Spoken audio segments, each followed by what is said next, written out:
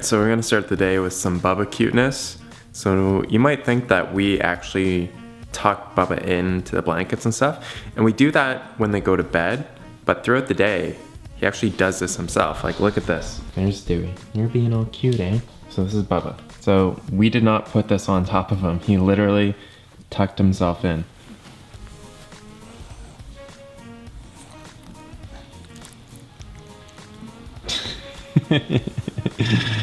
He like nuzzles himself under the blanket because he just loves it so much. And he's like, why the hell did you wake me up?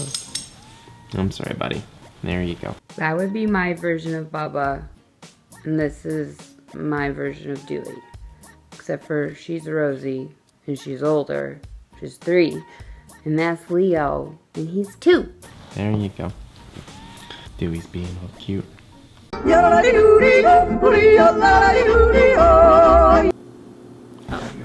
Yay! Okay.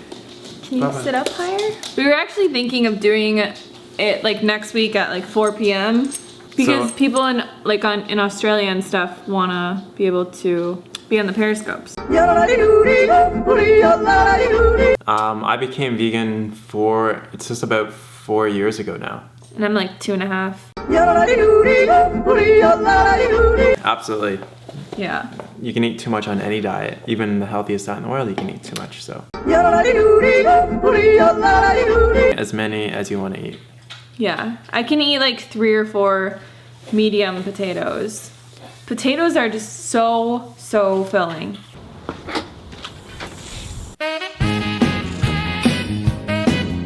Alright, so this is a little bit of a different tool time with D-Man. This is figuring out what happened yesterday when I was pressure washing.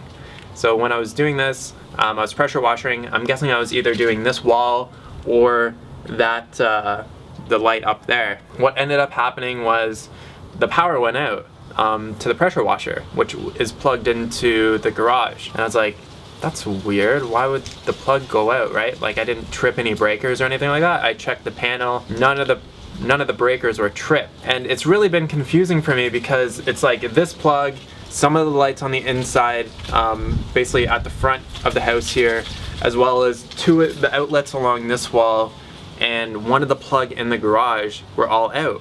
And I'm like, this is really weird. Like, what's going on here? So for like the last like 12 or 16 hours, I've been trying to think of why is it that all these outlets are out, none of the breakers in the panel have tripped. So in any bathroom or in any kitchen, you're gonna see GFCI plugs, and they're the ones that have like the little reset and the test button. And those are, it's called a ground fault circuit interrupter plug. So any plug that is either outside of the house or is typically within 3 feet of like a sink or any type of water source like that, it has to be GFCI protected. And so they actually protected this plug here using the bathroom plug, which is upstairs, which sounds kind of weird. Like, why would you do that, right?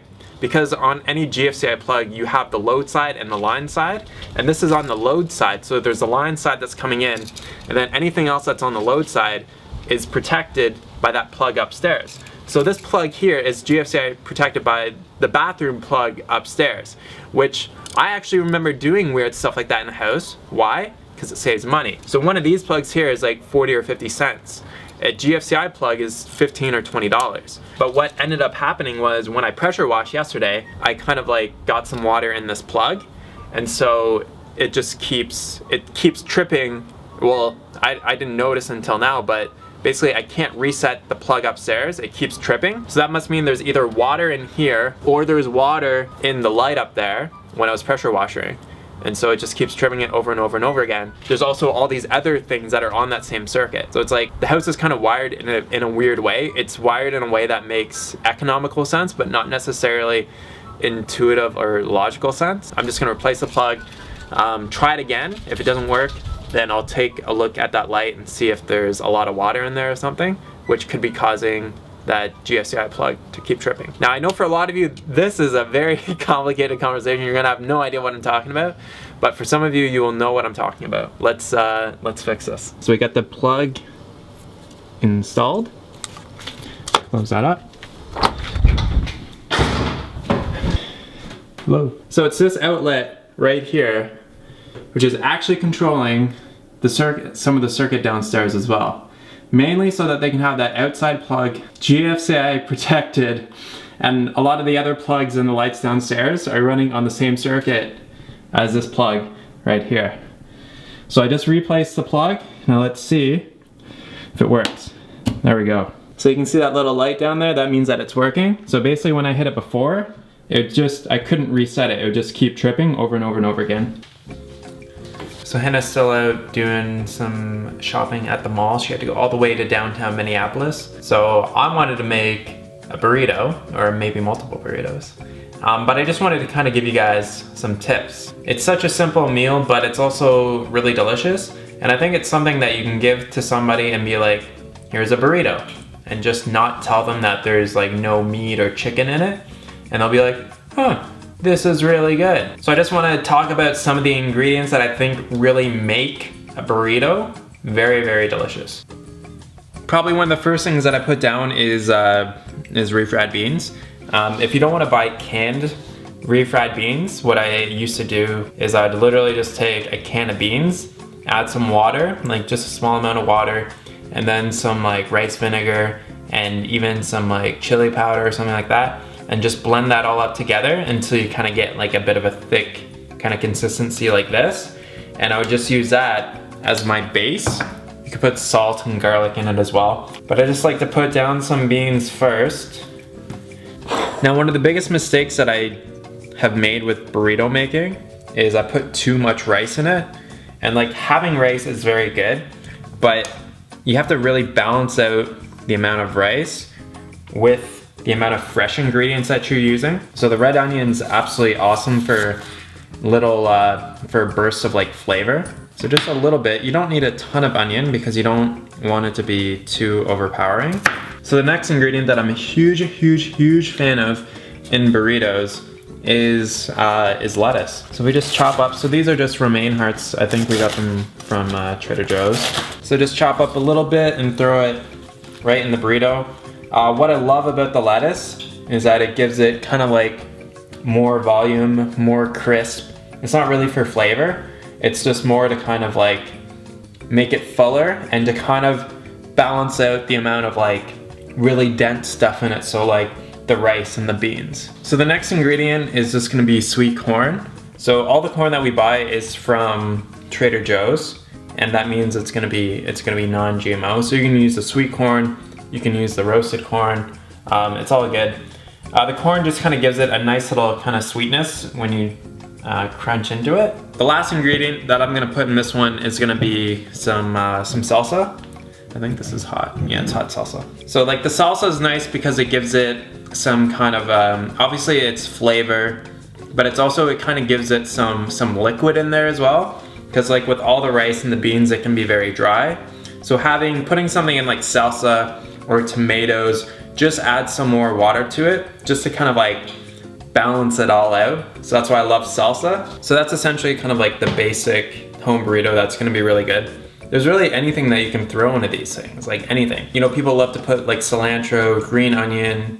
Green onion would be really good actually. Tomatoes, red bell pepper, avocado. There's just so many different fresh ingredients that you can use to make it taste really good. But yeah, the biggest tip would be make sure you don't put too much rice in there and you balance it out with all the other ingredients so that it just doesn't feel like you're eating rice and beans in a burrito. And then wrapping the burrito can be a little bit tricky. So I kind of lay out all the ingredients like that, fold over the edges, and then you kind of want to do a tuck and roll.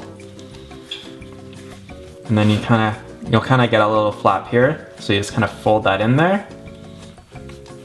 And then just like that. Then when you're grilling it on the oven, put this flap down and then it'll kind of like fuse together with the other piece of tortilla. All right, so we got the burrito going.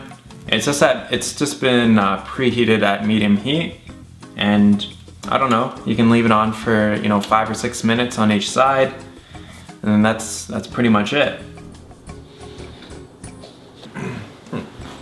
It's not for you, buddy. This is my burrito.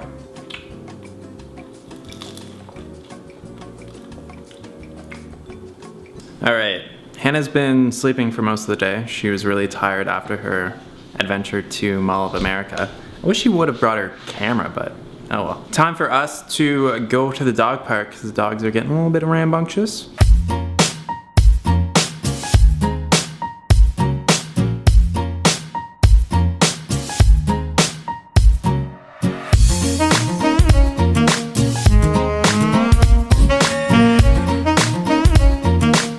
Alright, Hannah's been a little absent from today's vlog. What were you doing? I went to the mall Yeah. and I went to Whole Foods because that's what I do. Why didn't you bring your camera? You didn't remind me. So we get her a camera so that she can do I don't know, I Hannah, should've. so she can do I Hannah should have, cam. because this Whole Foods is way, like, it's more like the ritzy area, lots more vegan friendly stuff. And they had that pasta sauce that we get at the farmer's market there. Oh, did they? I was like, holy crap. It was like, And then she took a really long nap. I was tired. My head is just hurting very badly lately. Yeah. So that's what's been going on. Oh my God, Dewey is humping Bubba. Dewey, just leave your brother alone. My God.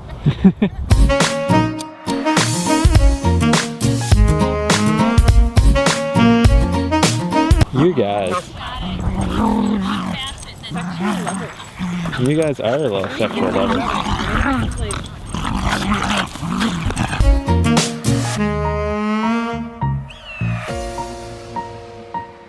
Who All does right. not like to be held? Okay, we're done at the dog park.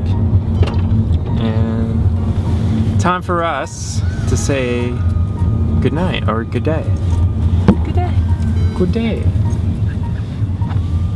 See you.